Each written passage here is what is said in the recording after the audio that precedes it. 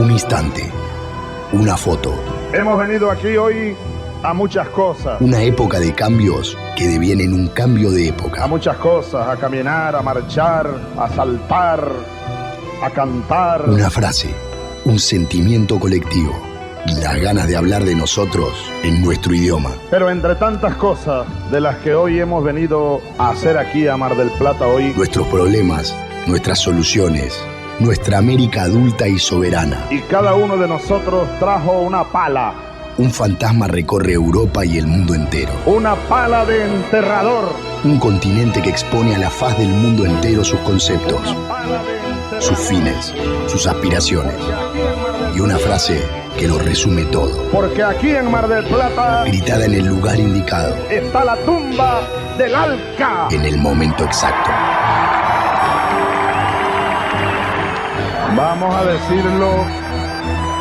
Vamos a decirlo. Alca, Alca, al carajo. A partir de este momento, Alca, Alca, al carajo. las fronteras se abren y la patria se agranda. Esto es Al Carajo. Noticias, política y cultura de América. Esto es Al Carajo. Alca, Alca, Alca, al carajo. Alca, Alca, Alca, al carajo. Hoy fui a ver al doctor Arrieta y le hablé de los muchachos, oyó decir a Félix. ¿Al doctor?, preguntó Martín Moncada. ¿Qué sería de él sin Félix? Félix era su memoria de todos los días. ¿Qué vamos a hacer hoy? ¿En qué página me quedé anoche? ¿En qué fecha murió Justina? Félix recordaba todo lo que él olvidaba y contestaba sin equivocarse a sus preguntas. Era su segundo yo y la única persona ante la cual no se sentía extraño ni le resultaba extraña. Sus padres habían sido personajes enigmáticos. Le parecía increíble, no que hubieran muerto, sino que hubieran nacido en una fecha tan cercana a la fecha de su propio nacimiento, y sin embargo más remota en su memoria que el nacimiento de Ciro o de Cleopatra. Era asombroso que no hubieran estado siempre en el mundo. De muy pequeño, cuando su padre lo sentaba en sus rodillas, lo inquietaba oír los latidos de su corazón y el recuerdo de una tristeza infinita, la memoria tenaz de la fragilidad del hombre. Aún antes de que le hubieran contado la muerte, lo dejaba transido de pena, sin habla. Bienvenidos, bienvenidas a este nuevo episodio de Al Carajo Radio, ciclo de política, cultura e identidad latinoamericana, con el que transitamos la temporada número 17 en este año 2026, episodio 5, correspondiente a este calendario que recorremos de enero a diciembre con noticias, política y música, país por país y región por región, voces directamente desde los territorios, en enlace con las radios comunitarias, campesinas, indígenas, públicas y universitarias del continente, en ida y vuelta permanente de información, de contenidos y noticias, agenda de derechos humanos, educación pública y luchas estudiantiles, defensa del ambiente, derechos de los trabajadores y las trabajadoras y luchas sociales abiertas de norte a sur y de este a oeste de la patria grande. Mi nombre, Pablo Daniel Ovín, en la conducción y producción periodística, junto con Juan Francisco Martínez Pería, historiador, Paloma Carreira Griot, crítica de cine, y Mavi Sosa, periodista cultural, en cuya voz iniciamos cada capítulo con la lectura de Recuerdos del Porvenir de la mexicana Elena Garro, que es el libro elegido para poner en los platillos de la balanza la literatura latinoamericana, nuestra literatura latinoamericana, al contrapeso de la información y la política, porque la cultura presente es una herramienta de lucha también. Al Carajo Radio en YouTube, en Instagram, en Twitter, en Facebook, iniciamos la recorrida con los primeros títulos en pleno desarrollo.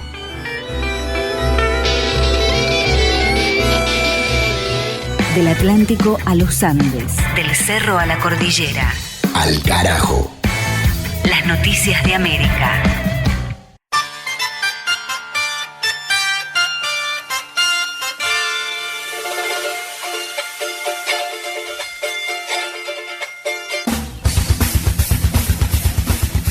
En Colombia, Gustavo Petro promulgó histórica ley a favor de campesinos y etnias. La normativa determina la entrega de miles de hectáreas a familias rurales trabajadoras y crea tribunales especializados para resolver disputas por tierras, baldíos y parcelas productivas. La aprobación en el Congreso se dio días atrás, luego de la insistencia del Poder Ejecutivo para poder poner en marcha el nuevo sistema creado en la reforma constitucional de 2023. El acto de firma del decreto se realizó en Cereté, población del norteño departamento de Córdoba, cuya principal actividad económica es justamente la agricultura.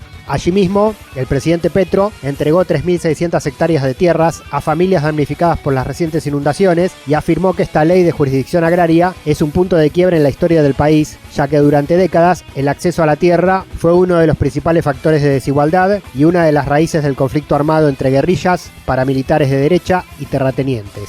Además, Petro remarcó que en paralelo a la búsqueda de aprobación de este mecanismo, finalmente conquistado, su gobierno ha continuado con la entrega de tierras a campesinos, una política destinada a corregir inequidades históricas y a su vez a impulsar la producción agrícola y fortalecer la economía rural. En tanto, desde la oposición de derecha, que perdió la votación en el Congreso, anunciaron que revertirán la medida si ganan las próximas elecciones del 31 de mayo y desplazan al pacto histórico del poder, acusando que la consigna de reforma agraria del oficialismo es parte de un anacronismo izquierdista y representa un avance sobre el derecho a la propiedad privada. Al carajo.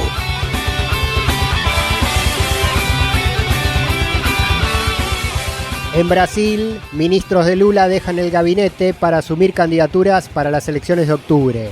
Las renuncias se dan en el marco de la ley electoral del país que obliga a todo funcionario que aspira a cargos electivos a dejar sus puestos 6 meses antes de los comicios. Los ministros salientes totalizan 14, destacando el vicepresidente Gerardo Alckmin, que a su vez ocupaba el Ministerio de Industria, lugar que abandona para buscar la reelección como segundo de Lula en la fórmula presidencial. Otra salida importante del gobierno es la de Rui Costa, quien deja la jefatura de ministros de la Casa Civil para candidatearse al Senado por el estado de Bahía, siendo reemplazado en el cargo por Miriam Belchoir, ex secretaria ejecutiva de la Cámara Civil y ex ministra de Planificación durante el gobierno de Dilma Rousseff. Caso contrario es el del ministro de la Secretaría de Comunicación Social, Sidonio Palmeira, quien no dejará su cargo hasta junio, momento en que asumirá la jefatura de la campaña presidencial de Luis Ignacio Lula da Silva, función que ya había tenido en la campaña del 2022, cuando el Partido de los Trabajadores derrotó a Jair Bolsonaro. En el acto de renuncia de los salientes y asunción de los nuevos ministros y ministras reemplazantes, Lula agradeció el trabajo de quienes ocuparon altos mandos durante los últimos 3 años. A su vez, exaltó el compromiso de quienes serán candidatos para el Congreso para continuar impulsando las políticas de su gobierno para un segundo mandato consecutivo en caso de derrotar a Fabio Bolsonaro, hijo del expresidente derechista, en la primera vuelta del 4 de octubre o en el mano a mano del 25 de octubre en caso de ser necesaria una segunda vuelta. Al carajo.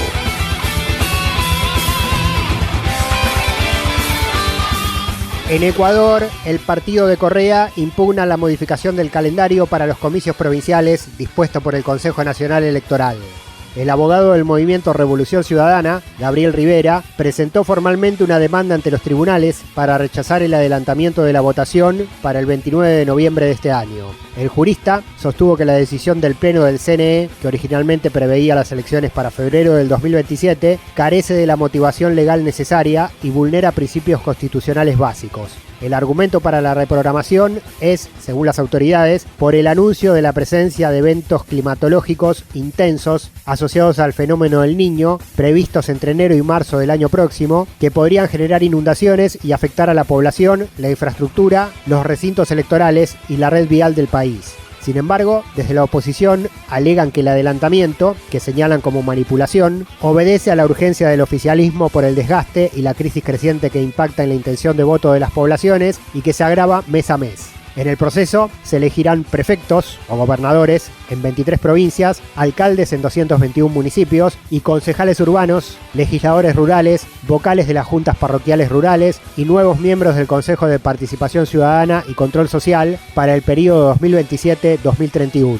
Si bien se trata de elecciones seccionales locales, separadas por distritos, observan que el partido del presidente Daniel Noboa enfrenta, según los sondeos, una posible derrota en la sumatoria nacional y la pérdida de territorios importantes donde gobiernan sus aliados. Habla Rivera, el representante legal del movimiento Revolución Ciudadana.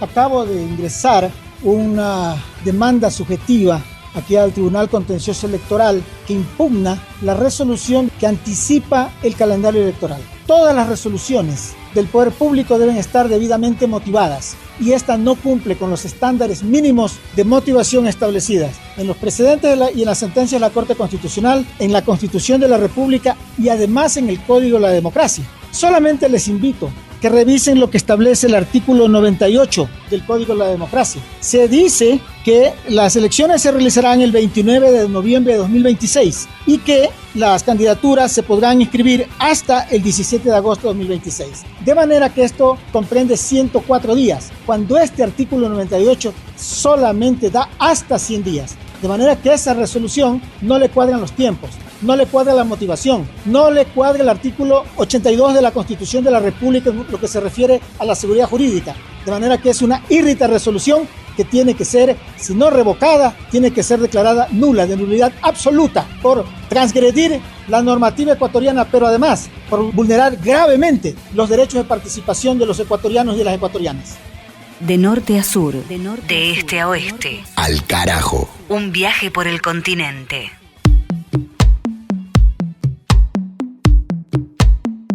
Una rareza musical en este viaje por América Latina. Lo que suena es Dengue, Dengue, Dengue, proyecto musical experimental conformado por los peruanos Rafael Pereira y Felipe Salmón, explorando desde la electrónica sonidos de la cumbia afroperuana, cumbia amazónica, danzas y percusiones de América y de África. Los escuchamos en Al Carajo con esta pieza que se llama El Cavilante. Yo soy el sendero, lejos que estoy muy lejos de casa, que estoy muy lejos de casa. Soy un agujero güero que la tormenta rebasa, que la tormenta rebasa. Yo sé del andar, yo sé del callar cuando una tristeza mata. Yo sé del cantar, yo sé del amar si el cielo se desbarata.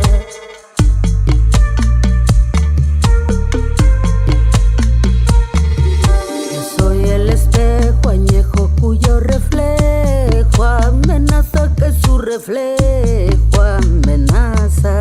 Soy un animal complejo, pero no tengo coraza, pero no tengo coraza. Y sé del andar y sé del callar cuando una tristeza mata. Y sé del cantar y sé del amar si el cielo se desbarata.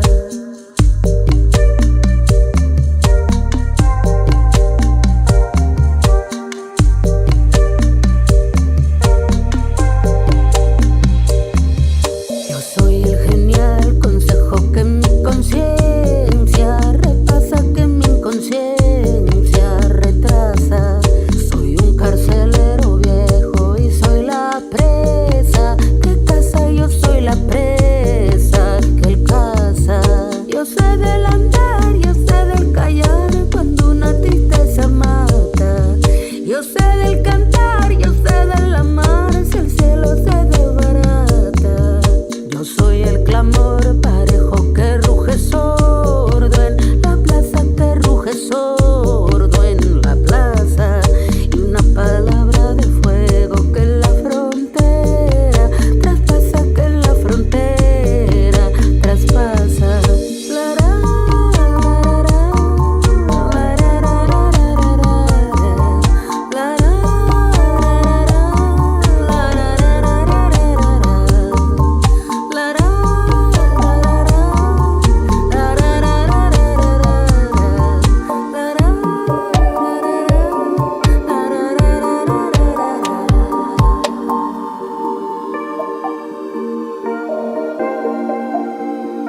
Suena en Al Carajo Dengue, Dengue, Dengue de Perú, cumbia amazónica, danzas y percusiones de América y de África y una impronta escénica en vivo muy icónica con la utilización de máscaras relacionadas a esas tradiciones ancestrales.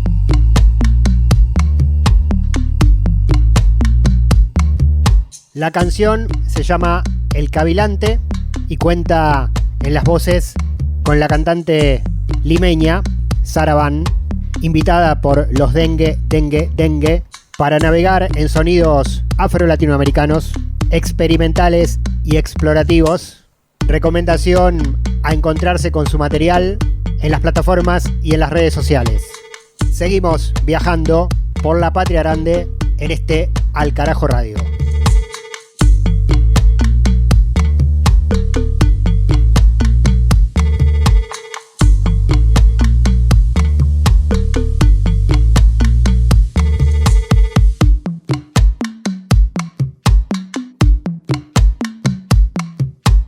Las luchas políticas, las luchas sociales de la región tienen su lugar. Al carajo.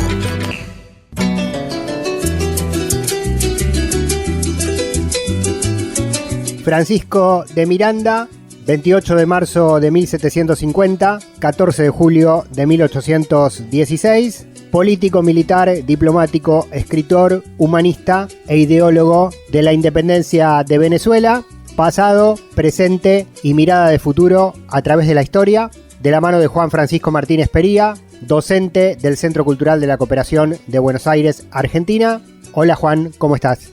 Hola Pablo, ¿cómo te va? Como bien señalabas, se está cumpliendo un nuevo aniversario del nacimiento de una de las figuras más importantes de nuestra historia y que, bueno, obviamente sigue teniendo una enorme vigencia, sobre todo teniendo en cuenta los últimos sucesos en nuestra región, el asedio sistemático, permanente y cada vez peor a Cuba y obviamente lo que implicó el ataque feroz a Venezuela el 3 de enero de este año. Miranda es una figura que en Venezuela ha sido recuperada, sobre todo Hugo Chávez hizo un gran esfuerzo por la recuperación de su figura. En la época de Chávez se hizo una película que se llama Miranda Regresa, una película que les recomiendo que la vean si es que pueden. Una película de difusión, historiográfica, histórica, con un fuerte contenido político, pero que realmente sirve para meterse en este personaje. Pero Miranda, fuera de Venezuela, no es tan conocido y ha sido una figura relativamente olvidada. Justamente uno de los grandes problemas que siempre señalamos de esta columna y de este programa es lo poco que sabemos, no solamente de nuestros propios países, sino sobre todo de la región, ¿no? Como lo desconectado que estamos con lo que ocurre en el resto de los países de la región y obviamente este programa, Pablo, es un gran esfuerzo para contrarrestar eso.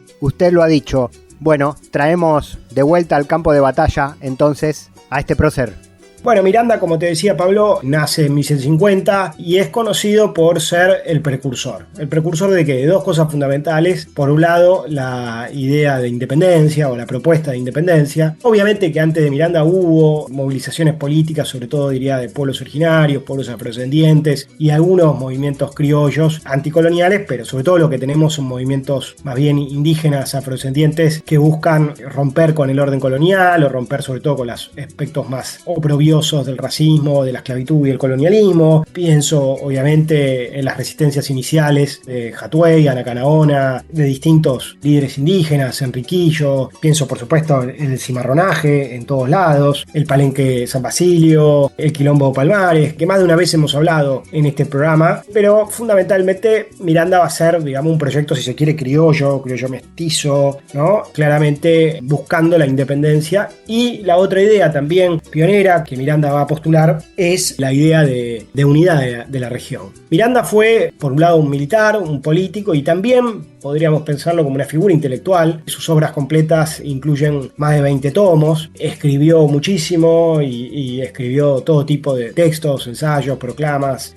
una correspondencia muy, muy densa. Y no fue solamente un mero hombre de acción, ¿no? En este sentido es también similar a uno de sus continuadores, que es Simón Bolívar, con el cual tuvo relaciones complejas, intensas y conflictivas finalmente, pero es una figura similar, una figura que trasciende meramente lo estrictamente político-militar. Miranda, de joven, vive en Venezuela, nace en Venezuela. Su padre era canario, era de las Islas Canarias. En Venezuela había una comunidad canaria importante y generalmente eran considerados por debajo incluso de los criollos, así considerados españoles americanos, ¿no? Eran como españoles americanos en segunda. Si los españoles americanos ya eran de segunda, los canarios eran un poquito más inferiores y algunos creen que esto fue un factor importante en el devenir político e intelectual de Miranda. La cuestión es que Miranda, de joven, va a formarse en el ejército español. Ya de joven, digamos, participa en distintas expediciones militares y sobre todo la más importante tiene que ver con la independencia de Estados Unidos. La independencia de Estados Unidos fue una guerra que duró de 1776 a 1783, o sea, no terminó con la declaración de independencia nada más, sino que hubo un conflicto armado en el cual hubo una decidida intervención de Francia y España apoyando la independencia de Estados Unidos. Miranda participó en ese proceso, sobre todo combatiendo la batalla de Pensacola, y ya Miranda para esa altura tenía ideas ilustradas, ideas críticas, y hay una fuerte influencia del proceso estadounidense en su formación política e intelectual, y termina rompiendo con el Imperio Español, termina exiliándose en Estados Unidos y termina convenciéndose de que hay que llevar adelante un proyecto independentista, ¿no? Entonces ya muy tempranamente, desde 1783, Miranda empieza a plantearse la posibilidad de una independencia hispanoamericana y en 1783, como te decía, rompe con el Imperio Español y se va a vivir a Estados Unidos. Esa es una experiencia muy formativa, una experiencia donde se vincula con las grandes figuras del proceso estadounidense y donde vive casi un año en Estados Unidos. De ahí se va a Inglaterra. En Inglaterra él establece el comienzo de un vínculo que va a ser largo y complejo con Inglaterra, de muchos ir y venir. Los que critican a Miranda, que también ha pasado con San Martín y con otras figuras, consideran que Miranda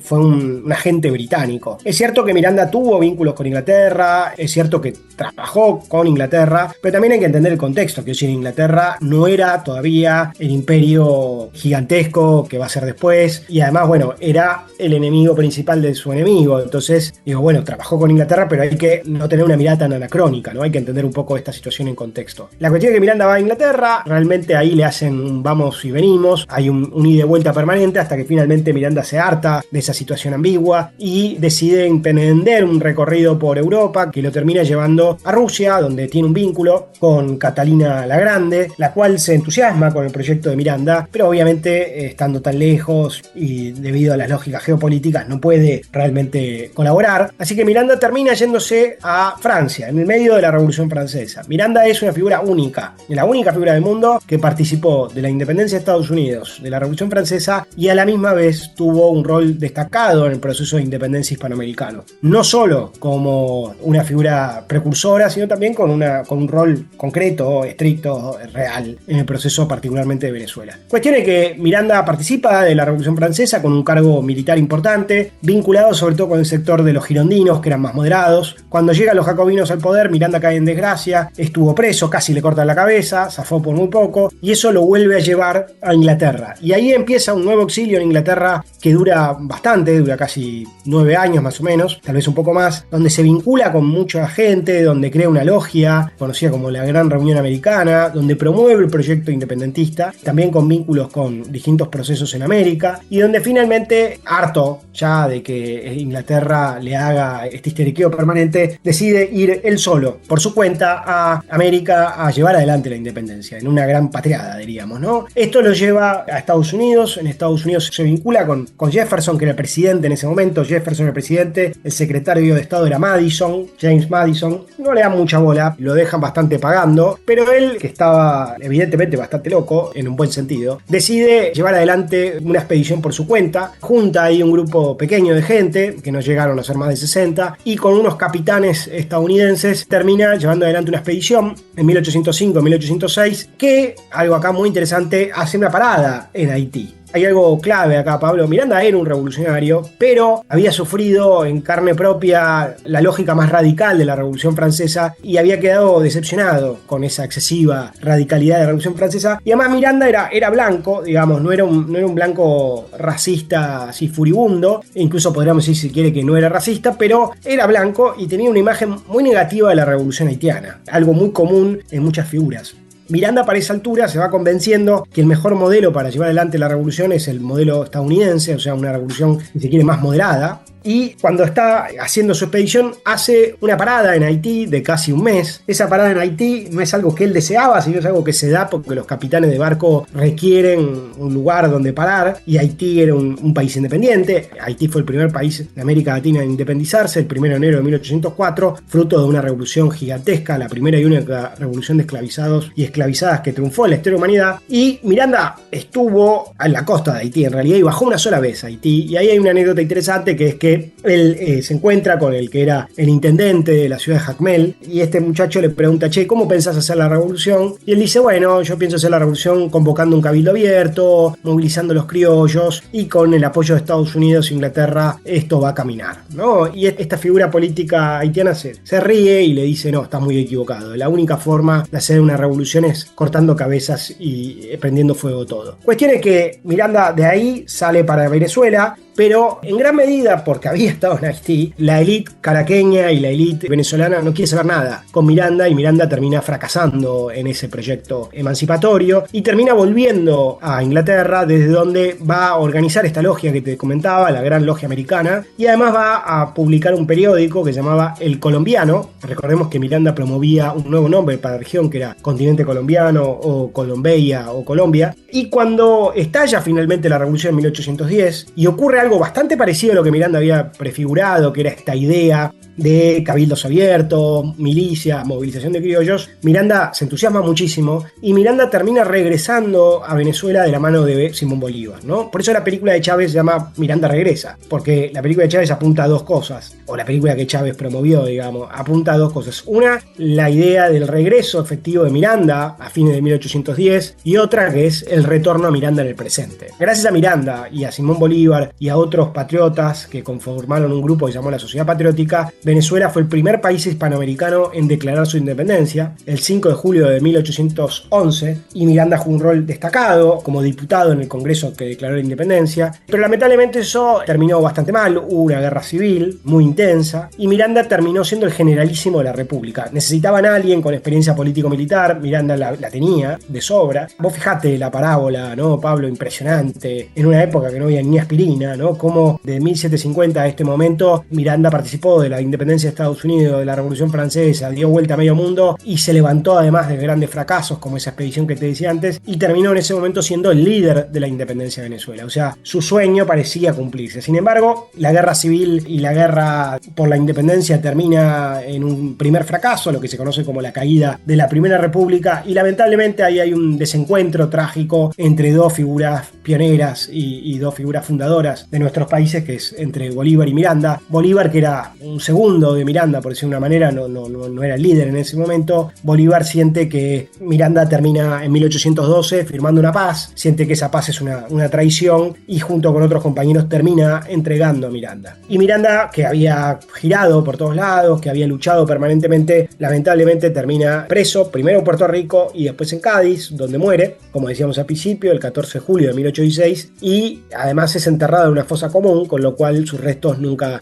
fueron recuperados, ¿no? Y de hecho en el Panteón de Venezuela, en Caracas, la fosa está abierta a la espera del retorno de Miranda. Bolívar, como decíamos, algunos creen que traicionó a Miranda, otros creen que hubo un desencuentro, llamémoslo como querramos, pero en gran medida fue el mejor discípulo de Miranda, no solo por el gran compromiso que tuvo con la gesta independentista, sino con la otra gran idea de Miranda que mencioné brevemente antes, que es la idea de unidad. Y esa idea de unidad Bolívar la llevó adelante, intentó llevarla adelante. Bolívar fundó un país, Colombia, ¿no?, en homenaje a esa idea de Miranda, y ahí en 1826 se organizó el Congreso de Panamá, del cual este año se cumplen 200 años, y en algún momento hablaremos más en detalle, que de alguna manera es una clara continuidad de las ideas de Miranda, que por las dudas, si cabe alguna pregunta sobre esto, tiene obviamente una gigantesca vigencia hasta hoy. Claro, totalmente. Tremenda figura, controvertida, contradictoria también, como todas las figuras que tienen que ver con las transformaciones. Y el legado, reitero esto que dijiste, se debe mucho a lo que hizo Hugo Chávez Frías, ¿no? Si no, era un prócer, no prócer de Venezuela. Bueno, Miranda es una figura que fue reivindicada en su momento, ¿no? Pero también, como vos decías, estas figuras, así, grandes líderes, también tienen sus complejidades, sus contradicciones, o también han sido leídas muchas veces, como sabemos, en una clave muy, si se quiere, moderada, liberal, ¿no? Y así como hay un San Martín que tiene esas características, también se ha creado un Miranda y un Bolívar con estas características. Chávez recuperó y difundió intensamente un Miranda latinoamericanista, un Miranda popular. Más allá de que Miranda tuvo limitaciones, por ejemplo el temor con respecto a Haití, por ejemplo tampoco estaba a favor de una abolición inmediata de la esclavitud. Sí, Miranda promovía un proyecto primero de integración regional, de independencia. Miranda pensaba América hispana como un solo país, de norte a sur. Miranda también estaba a favor de cierta reforma agraria que beneficiara también parcialmente a sectores originarios, y además, bueno, planteaba la conformación de una gran república americana. En este sentido, muchas de las ideas de Miranda tienen enorme vigencia, y como señalabas, Pablo, Chávez hizo mucho por recuperarlo, por difundirlo y por hacer realidad, además, eso es lo más importante, por hacer realidad muchas de sus ideas. 276 años de su nacimiento y la presencia del legado político, que es lo más interesante que nos deja siempre Juan aquí en estas revisitas de la historia latinoamericana. Compañero, como siempre, muchísimas gracias.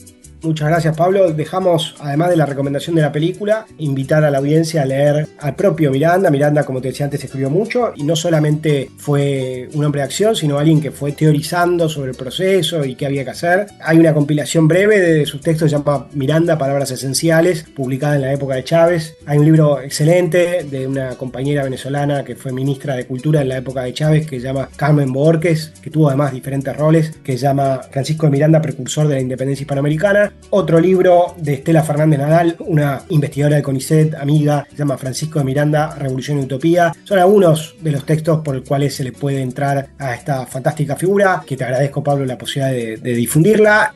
Subimos el cuadro de Miranda entonces en el Panteón de Alcarajo y seguimos recorriendo las noticias, la política, la historia y la cultura de la patria grande.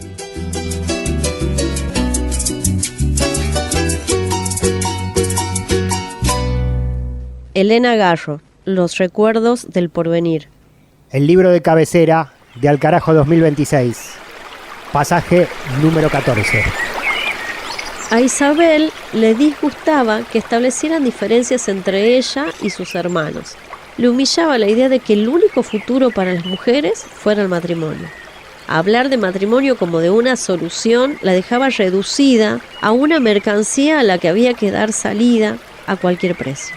Si la niña se va y ellos se quedan, esta casa no será la misma. Es mejor que se vayan los tres, como dijo el niño Nicolás, aseguró Félix. No sé qué vaya a hacer con ustedes, repitió Martín Moncada. Estamos cansados, aclaró Félix, y desapareció para volver al cabo de unos minutos con una bandeja en la que reposaban 6 vasos y una jarra de agua de tamarindo. Más tarde, en su cama, lo asaltó la duda. ¿Y si enviar a sus hijos a las minas significaba violentar su voluntad? Dios dirá. Dios dirá, se repitió inquieto. No podía dormir. Había presencias extrañas en torno a su casa, como si un maleficio lanzado contra él y su familia desde hacía muchos siglos hubiera empezado a tomar forma aquella noche. Quiso recordar el daño que rondaba a sus hijos y solo consiguió el terror que lo invadía cada Viernes Santo. Intentó rezar y se encontró solo e impotente para conjurar las tinieblas que lo amenazaban.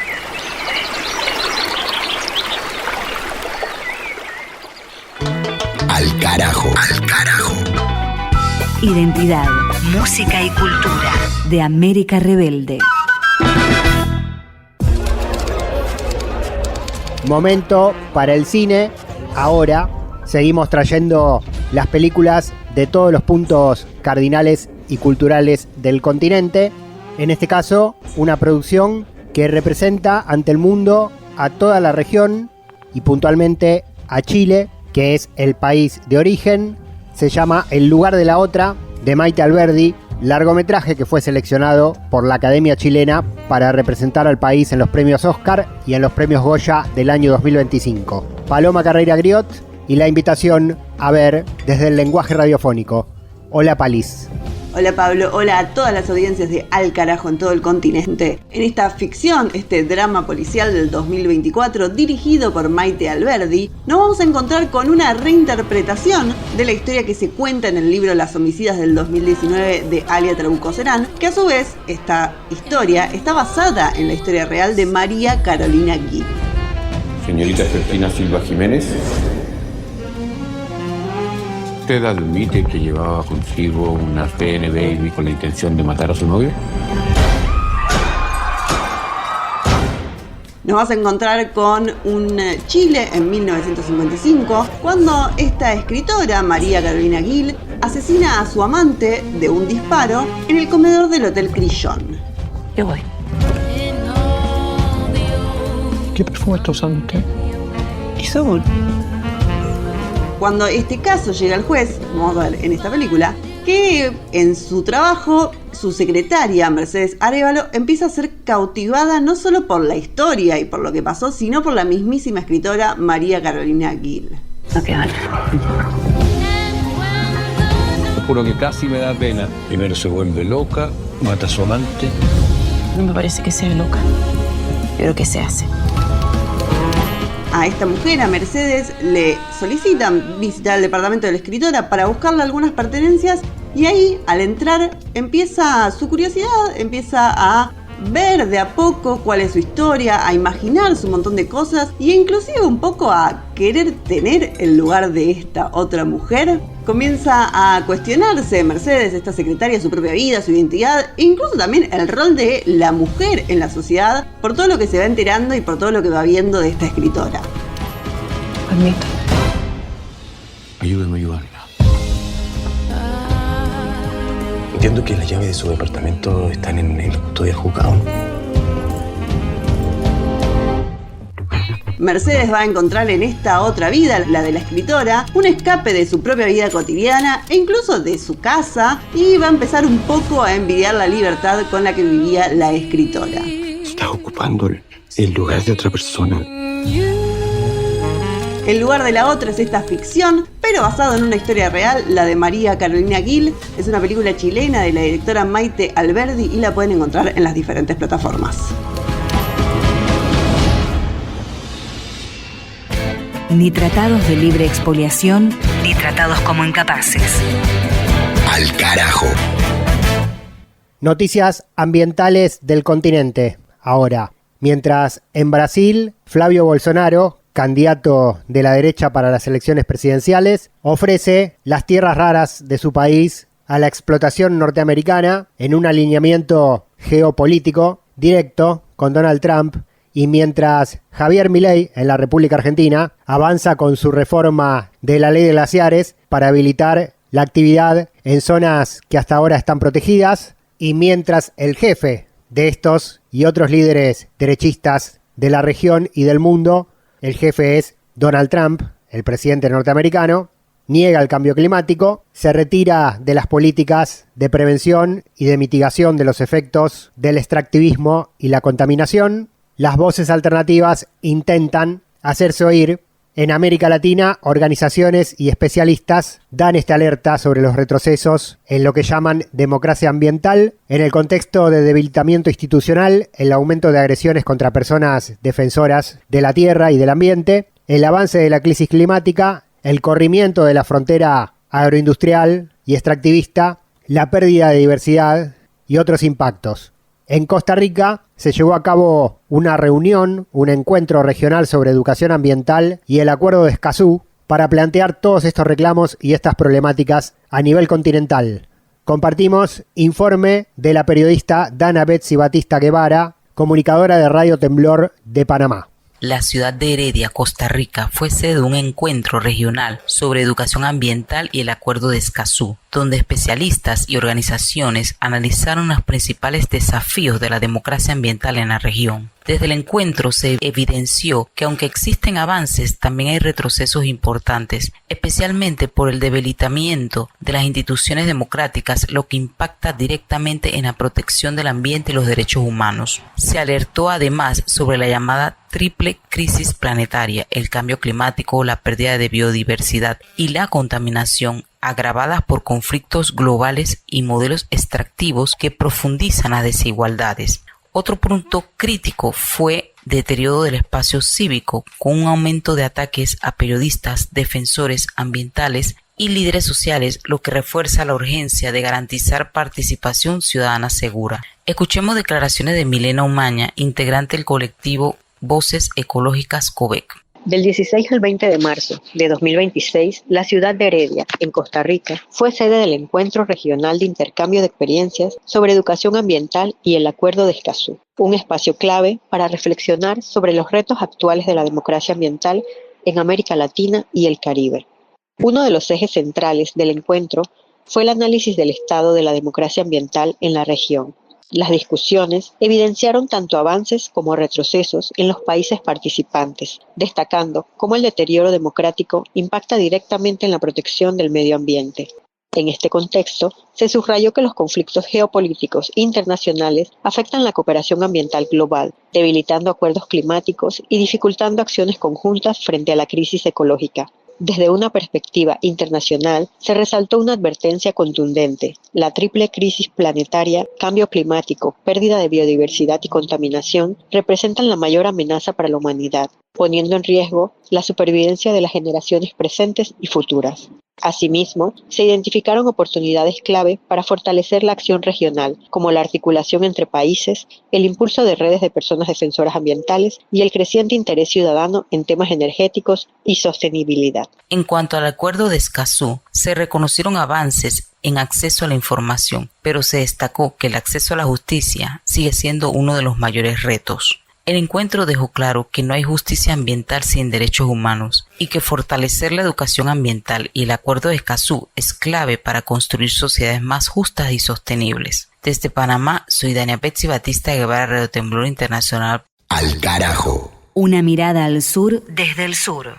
Del reclamo por la defensa del ambiente en América Central a los derechos humanos. En toda América Latina, los gobiernos de derecha avanzan con reformas legales de endurecimiento de las penas, incorporación del término terrorismo al delito ordinario para su supuesto combate y la baja de la edad de imputabilidad para la criminalización de menores, cada vez más jóvenes, cada vez más niños. Caso El Salvador, bajo el gobierno de Nayib Bukele. Compartimos informe del periodista Milton Rodríguez de la radio local YSUCA sobre el tratamiento de la reforma constitucional en la Asamblea Legislativa, dominada por el partido Nuevas Ideas de Bukele, avanzando en todas estas reformas en materia penal que los organismos de derechos humanos salvadoreños e internacionales señalan como herramientas de vulneración de los derechos humanos. La Comisión Política de la Asamblea Legislativa avaló la ratificación de la reforma al artículo 27 de la Constitución, que habilita la imposición de cadena perpetua para los delitos de homicidio, violación y terrorismo. Además, los legisladores emitieron dictamen favorable para reformar leyes secundarias. Entre los cambios, se contempla que esta pena pueda aplicarse a personas desde los 12 años de edad. El órgano legislativo aprobó con 59 votos de 60 la reforma constitucional. 2 días después, los diputados iniciaron el estudio para su ratificación. El ministro de Seguridad, Gustavo Villatoro, propuso conceptualizar el delito de pertenencia a organizaciones terroristas como las pandillas en todos sus niveles. 2 magistrados de la Corte Suprema de Justicia comparecieron ante la comisión y señalaron que la pena también podría aplicarse a jóvenes de entre 12 y 18 años, como parte de las modificaciones a la Ley Penal Juvenil. Durante esta reunión, el magistrado Fernando Marroquín de la Cámara de lo Contencioso Administrativo indicó que presentarían sugerencias sobre la aplicación de la normativa en casos de menores de edad. Sin embargo, al momento de aprobar los dictámenes no se incorporaron cambios en ese sentido. La Ley Penal Juvenil lo define claramente, que es de hecho en el primer artículo, son aquellos mayores de 12 años y menores de 18. Efectivamente, sobre ese punto es que como Corte tenemos una sugerencia de especificación, en coherencia con lo que usted acaba de expresar sobre el alcance de la pena aplicable a adolescentes y jóvenes, ¿verdad? Y no a niños. En la sesión, el diputado oficialista Caleb Navarro propuso una reforma al Código Penal para precisar la responsabilidad de los partícipes en los delitos. En concreto, planteó agregar la palabra necesario al término cómplice, con el fin de subrayar su grado de participación. Con esa modificación, el inciso final del artículo 66 del Código Penal quedó así. Quedaría la pena para los cómplices necesarios. En los delitos cuya pena sea prisión perpetua, será la misma que se imponga a los autores. La diputada Marcela Villatoro de Arena cuestionó que autores y cómplices reciban la misma pena. También planteó dudas sobre los casos en los que la complicidad se haya dado bajo amenaza o coacción y pidió mayor claridad en la redacción del artículo reformado. Nosotros no legislamos para el momento. Cuando uno legisla tiene que hacerlo a prever hacia el futuro cualquier caso que se venga, porque cuando la ley no queda clara es un problema para los juzgadores, porque después ellos tienen que aplicar la ley basado en lo que ellos interpretan de la ley, y después llega un momento que se hace tanto que tienen que enviar una interpretación auténtica a la Asamblea Legislativa para que aclare el tema. No obstante, su propuesta no fue respaldada por los diputados oficialistas y sus aliados. El presidente de la Asamblea Legislativa, Ernesto Castro, señaló que la reforma corresponde a una solicitud del órgano ejecutivo y confirmó que los dictámenes serán sometidos a votación. Diputados oficialistas sostienen que estos cambios buscan prevenir delitos. Sin embargo, organizaciones defensoras de derechos humanos han cuestionado las propuestas al advertir que podrían profundizar problemas en un contexto donde, según señalan, no existe independencia judicial y persisten denuncias de capturas arbitrarias bajo el régimen de excepción. Diversos sectores también han indicado que la iniciativa surge en medio de señalamientos de expertos internacionales sobre posibles crímenes de lesa humanidad cometidos durante la medida excepcional. ¡Qué grave! A El Salvador se le señala por crímenes de lesa humanidad cometidos bajo el régimen de excepción. En respuesta, al oficialismo se le ocurre proponer una reforma constitucional para imponer castigos aún más severos, escribió en X Sonja Golf, investigadora de la Universidad Panamericana de México. Desde Radio YSUCA en El Salvador, informó Milton Rodríguez. Al carajo. Una crónica de la región. Defensa del ambiente, derechos humanos y ahora información sobre las luchas estudiantiles en defensa de la educación pública y de la universidad gratuita en Guatemala, donde alumnos, alumnas, docentes y trabajadores de la Universidad de San Carlos están solicitando apoyo y acompañamiento para que se les permita participar en el proceso de elección del rector. Denuncian que hay un fraude continuado y repetido durante los últimos años en ese proceso, donde los estudiantes enfrentan expulsiones, criminalización, detenciones e incluso el exilio por intentar organizarse para defender el derecho a la participación y al cogobierno de la Casa de Altos Estudios del país centroamericano. Cobertura de la Federación Guatemalteca de Escuelas Radiofónicas, del plantón y el llamamiento en defensa de la universidad pública por parte del movimiento estudiantil de Guatemala. Hola a todos, mi nombre es Jade, yo soy representante del cuerpo electoral de arquitectura y el día de hoy venimos todo el cuerpo de electores estudiantiles de oposición al usurpador a hacer un llamado a toda la comunidad universitaria y en general a todo el pueblo de Guatemala, ya que queremos que nos ayuden a exigir y a velar por unas elecciones transparentes y dignas, que este usurpador no vuelva a cooptarlas y que todo se lleve de manera democrática. Mi nombre es Anderson Castro, soy parte del cuerpo electoral de estudiantil de agronomía. Queremos hacer de su conocimiento el estado actual de los cuerpos estudiantiles actuales correspondientes a agronomía e ingeniería, en donde se colocaron recursos de revocatoria para anular nuestras elecciones. Rechazamos esas acciones, exigimos que se deshaga para poder ejercer nuestro derecho al voto. Mi nombre es Natalie Pereda, estudiante de la Facultad de Ciencias Médicas, y nosotros queremos denunciar también que se ha acosado y se ha hecho público datos personales de los compañeros. Dichos datos se encontraban únicamente en el Departamento de Registro y Estadística y han sido publicados sin nuestro consentimiento, haciendo que se nos llame de manera ilícita o se nos acose. Mi nombre es Mariela Ramírez, electora de farmacia. Queremos manifestar que como electores estudiantiles estamos completamente unificados con todos los grupos de oposición, en este caso docentes, profesionales, trabajadores y todo el personal que conforma la universidad. Nuestro objetivo como cuerpo electoral es completamente a favor del pueblo, a favor de la universidad pública, a favor de volver a recuperar la universidad de todas las mafias que la han cooptado. Nuestro objetivo es trabajar por los estudiantes, por los docentes, por los trabajadores, por el personal administrativo y por todos los que conforman la Universidad de San Carlos de Guatemala. Queremos recordar que pública nos la dieron y pública la queremos devolver. Yo me llamo Edwin Martínez, soy elector de la planilla de Económicas. Lo que nosotros venimos a exigir es que el Consejo Superior Universitario tenga el respeto debido a los votos que se emitieron y que fueron los que nos trajeron hasta acá como electores.